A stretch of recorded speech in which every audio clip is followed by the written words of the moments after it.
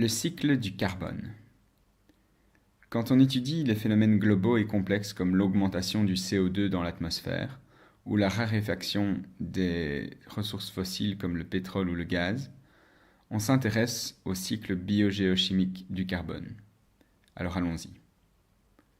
Du carbone, on en trouve dans tous les réservoirs, dans la biosphère, dans l'atmosphère, dans l'hydrosphère et dans la lithosphère.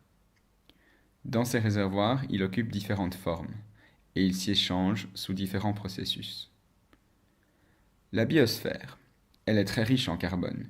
En fait, si on retire l'eau, le carbone représente la moitié de ce qui resterait dans notre corps. Les autotrophes, savent se fournir en carbone à partir de l'atmosphère via le processus qu'on connaît, la photosynthèse. À partir de là, le carbone restera dans les biomolécules des êtres vivants, donc des plantes, puis des animaux, des champignons, etc., jusqu'à ce que le carbone soit rejeté à nouveau dans l'atmosphère, soit sous forme de CO2, via le processus de la respiration cette fois, soit sous forme de méthane suite à un autre processus qui s'appelle la fermentation. Ou alors, si le carbone se fait piéger dans un être vivant qui meurt et qui se fait écrabouiller par d'autres êtres vivants morts et qu'avec le poids et les années, il finit par se faire enfouir bien profond dans la terre, il finira alors dans la lithosphère pour former une roche fossile ou roche carbonée, c'est-à-dire du charbon ou du pétrole ou du gaz. Et récemment, un des passe-temps préférés de l'humanité, c'est d'aller chercher ces roches carbonées et de les brûler, ce qui nous fournit de l'énergie, mais ce qui rejette aussi du CO2 dans l'atmosphère. Dans l'atmosphère, le carbone est donc principalement sous forme de CO2, mais aussi un peu sous forme de méthane, CH4.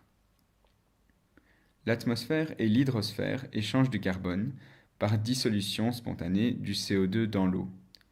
Ce CO2 dans l'eau est à l'équilibre avec l'hydrogénocarbonate, donc HCO3-, et le carbonate, CO3-.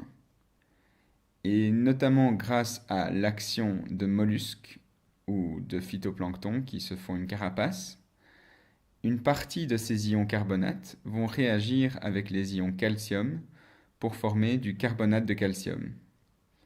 Et quand tous ces organismes-là vont mourir, leur carapace ira se déposer au fond de la mer, et avec les années, former les roches carbonatées, comme la craie.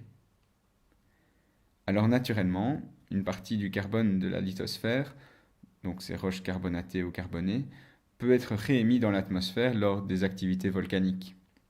Mais à nouveau, nous les humains, on a été champions pour accélérer le processus d'émission, notamment via la combustion des fameuses roches carbonées, gaz, pétrole et charbon, mais aussi par exemple dans les cimenteries, on va chercher du carbonate de calcium et on le transforme pour en faire de la chaux, pour ensuite faire du ciment. Lorsqu'on transforme le carbonate de calcium en chaux, on émet aussi du CO2 dans l'atmosphère par exemple.